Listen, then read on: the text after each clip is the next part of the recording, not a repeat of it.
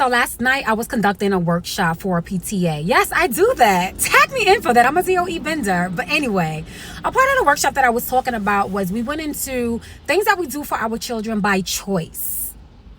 So when I say by choice is that you're choosing to go far and beyond for your children, right? Because legally it's food, shelter, and clothing. However, anything you decide to do after that is something that you're choosing to do. But what happens a lot of times is that parents are victimizing and guilt tripping their children off of the things that they choose to do for them, because after they do it, they feel like their child is not deserving of it. They're not appreciative of it. They're ungrateful. And if you knew they were like that already, then why did you choose to do it?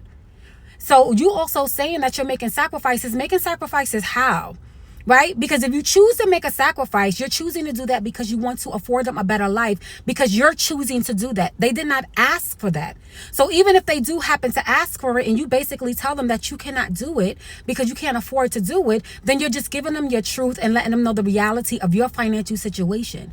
But if you're working hard to try to do more for your child, you cannot then guilt trip them off of that because you made that choice for yourself. This is what you wanted to do for them.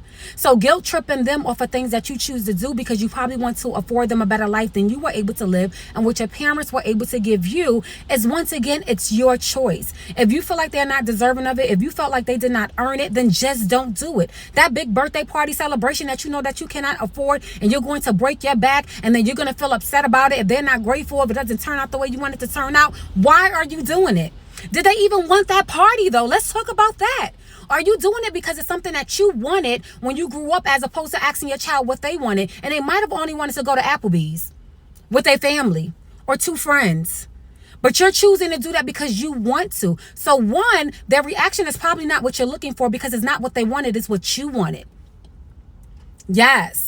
Yes. So when you think about things that you want to do for your child and things that you want to afford, also have conversations with them and make sure that you're communicating with them, and also make sure that you know your child and who you're dealing with to know what it is that they do or do not want. And then you can then choose whether or not you want to do it if you can afford to do it.